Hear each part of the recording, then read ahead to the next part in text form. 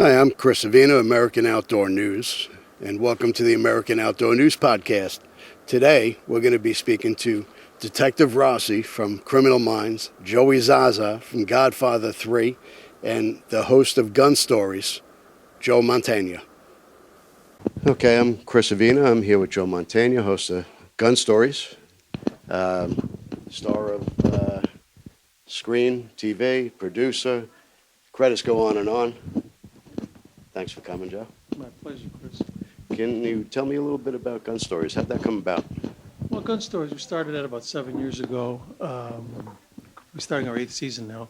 But pretty much all it was Tim Kremen and Michael Bain, two guys that, produce, direct, write the show, came up with this idea with the Outdoor Channel. And I think they must have read somewhere that I was a shooting enthusiast. Mm-hmm. I made no bones about that over the course of my career. And they just basically sent a random email to my website, and my assistant read it. And, she's been with me many years and knows that I do have an interest in these things. And came to me, says, I got this thing. You want to look into it? I said, sure, let's look into it.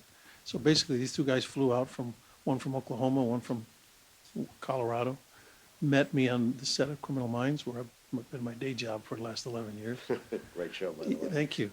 And they pitched me this idea about me hosting a show that would deal with the history, basically the history of firearms and its impact on the world, and it just sounded very interesting to me. And I'm a big believer of something comes your way and it sounds interesting, let's check it out. Sure.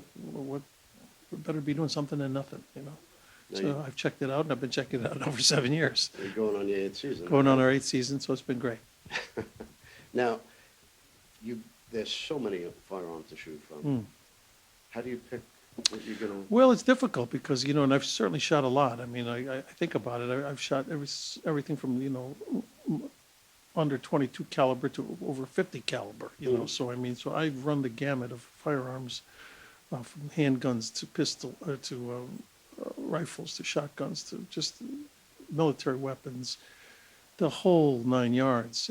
But the history of firearms is also the history of the world. I mean, it just is. I mean, you go back to when gunpowder was invented to today, it's limitless. I mean, what we can do, we could probably do 500 episodes of Gun Stories and still not Sure, you could go back cover further. everything. Crossbow, the longbow.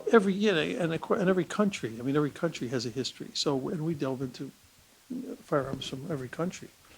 So the history of the gun, aside from even what its function is, just that its place in each nation's history is really important.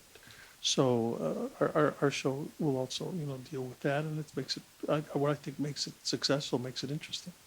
Now, what was the most innovative firearm that you reviewed? Well, there's been a few. One of the most innovative that really comes to mind is, I can't quite think of the name of it, but it was one basically designed for French paratroopers during World War II.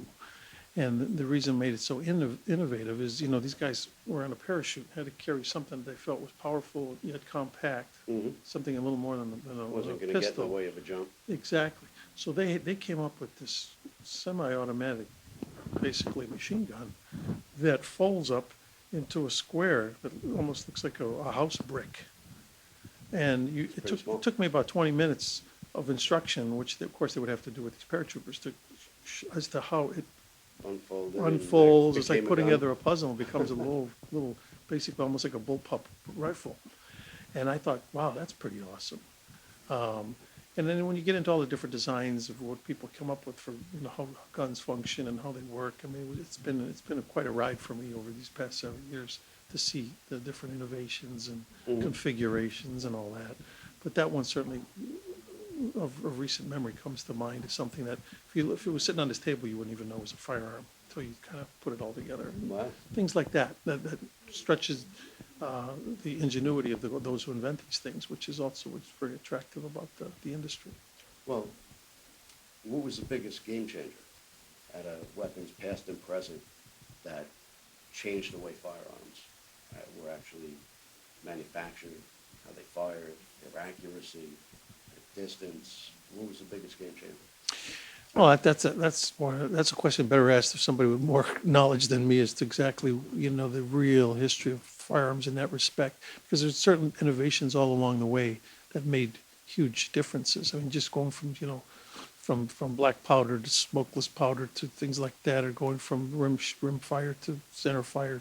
So, I mean, there's all kinds of different innovations that changed, shoot, and they continue to. So, I mean, it's an ongoing process, but along the way, when you have people like, Kalishnikov, or people like John Browning, or you have these inventors, guys who they move the process forward, because they're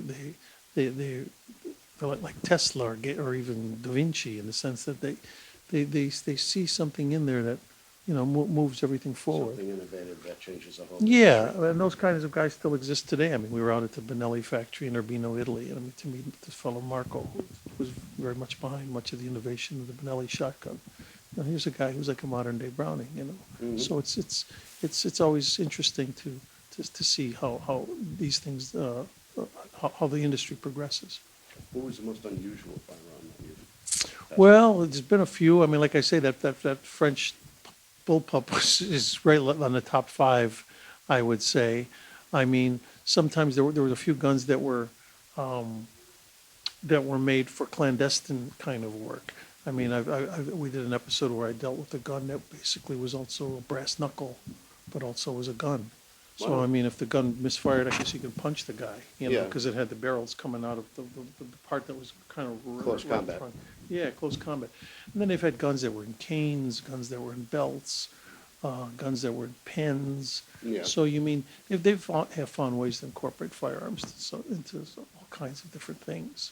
So those are probably the most, innovative and obscure, and kind of like, wow, most of them did not probably have a long shelf life, because Novelty. Yeah, novelty. You couldn't count on it probably over the long run, but they do exist, and they did happen. It just shows the imagination of these inventors.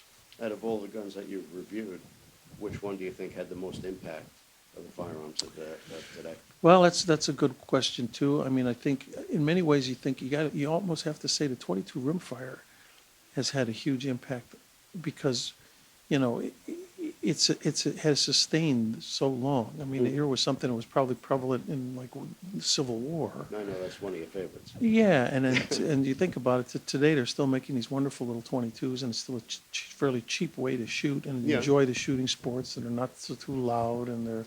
So, I mean, It's a I good like way for a everything. kid to get into the shooting Absolutely. sport. I think everything is, I still appreciate everything about like the 22 rimfire.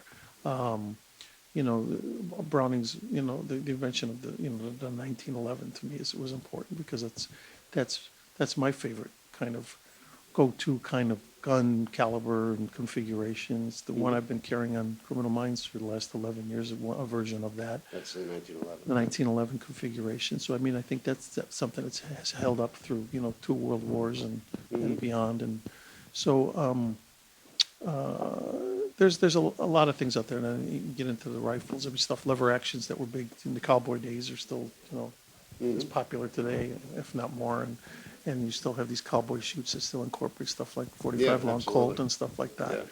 And so the good stuff, the stuff that endures, that does just that, it endures. So stuff that was popular 100 years ago, sometimes 200 years ago, there are still people, still people out there shooting black powder and doing all that too.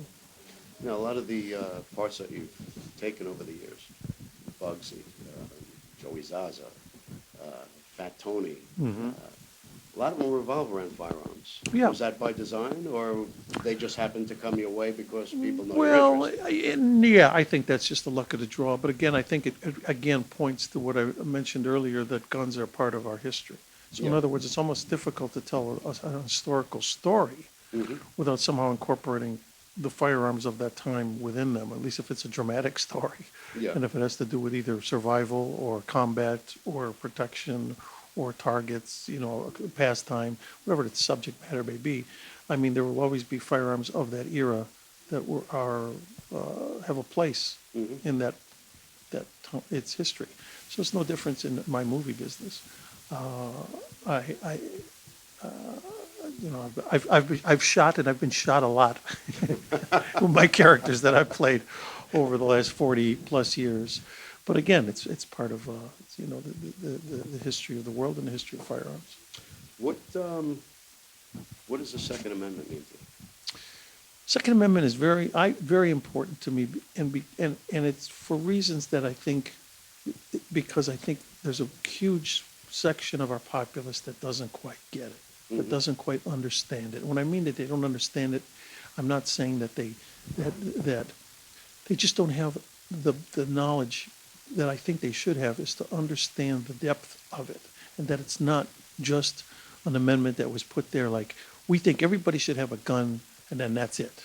In other words, and I think many people believe that. They think, well, that's a crazy amendment. That might have worked in the 1700s, but that doesn't apply today. We should get rid of that. Well, that's almost like saying, well, we have the First Amendment called we have a freedom of speech.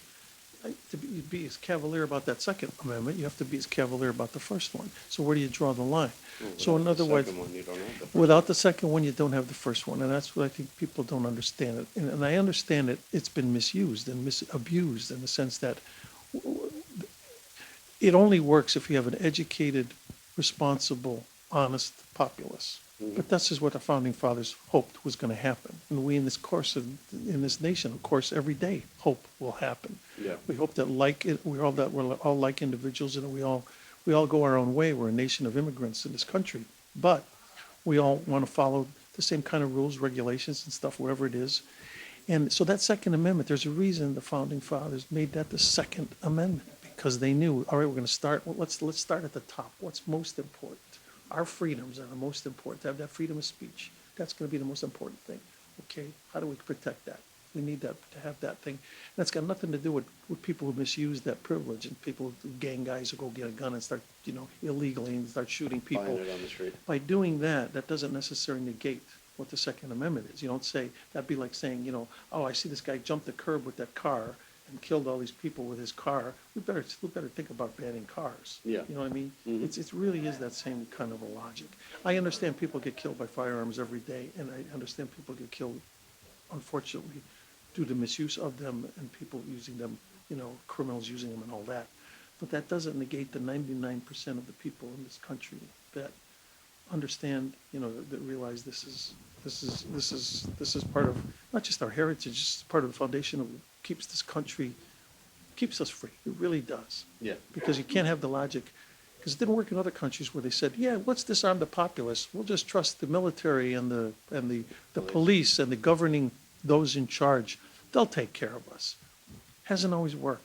Yet in this country, we still every 4 years, even every 2 years, we peacefully go to the polls and vote and change, sometimes completely change the power structure. That doesn't happen all over this planet. And the places where it happens the least are the places when the people, they can't say anything about it anyway. Yeah. It's almost like you've almost surrendered and said, look, this is your ball game. Good luck. So that's why it's an important amendment to me. All right. Well, one last thing. I'm going to put you on the spot here. Most people don't know that you were a musician as well. Yeah, I was. Now, you were part of a band. You played bass for a group called The Missing Link. No, that's a mistake. I played with a group called the Apocryphals, and we used to tour with a group called the Missing Links. Oh, okay. And the Missing Links became the group Chicago. Okay. And I think sometimes there's been some confusion about that. I never was in the Missing Links, but to this day, I'm very close to the band Chicago. I'm even in the documentary that HBO recently did on them. We became good friends at that time, which was probably 67, 68. Of course, their career went one way musically. My career went another way musically. So that's why I kind of got into the acting game. I think things worked out. Yeah, things worked out for both of us, but I had to go a different direction. I didn't have the musical kind of talent they did. But the Missing Links, who did become Chicago, they are to this day are still very close friends of mine. They brought me up on stage at the Greek Theater in L.A. a few years ago and had me sing a song with them for old time's sake. That's great. So in essence, I've played with them, but I was never a member of the group. But that's okay. It's my day job is doing just fine. Yeah, I think so. All right. Well, I appreciate your time. My pleasure. Thank you. Thanks again. And that's our show for today. Thanks again for watching our American Outdoor News podcast. You could always go to AmericanOutdoorNews.com for more great interviews and stories. And remember, whether you're hunting the plains of Africa, hiking the Appalachian Trail, or fishing the Sea of Cortez, American Outdoor News has it covered. Thanks again.